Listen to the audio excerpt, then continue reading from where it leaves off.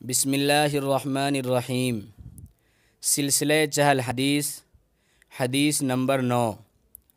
عن ابی ہریرہ رضی اللہ عنہ عن النبی صلی اللہ علیہ وسلم قال ایاکم والحسد فإن الحسد یأکل الحسنات کما تأکل النار الحطب۔ حدیث کا ترجمہ۔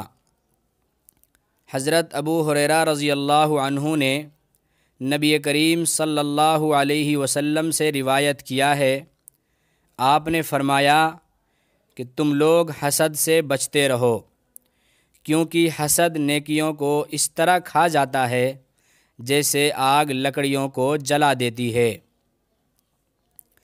حدیث شریف کا مطلب۔ اللہ تبارک و تعالیٰ نے جس طرح ظاہری گناہ سے بچنے کا حکم بندوں کو دیا ہے، اسی طرح باطنی گناہ یعنی امراض القلوب سے بچنا بھی شرعاً مطلوب ہے۔ امراض القلوب میں سے ہی ایک مرض حسد کا ہے۔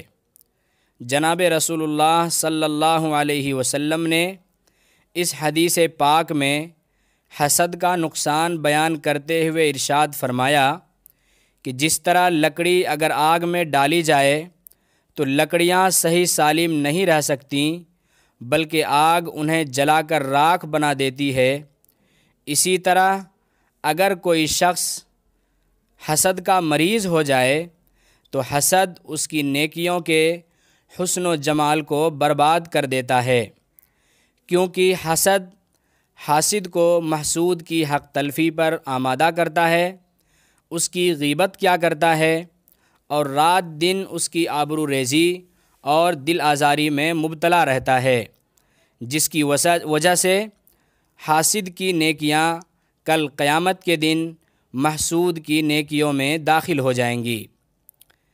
اس حدیث سے ہمیں یہ سبق ملتا ہے کہ ہم ظاہری گناہ کے ساتھ ساتھ باطنی گناہ یعنی امراض القلوب سے بھی بچنے کی بھرپور کوشش کریں۔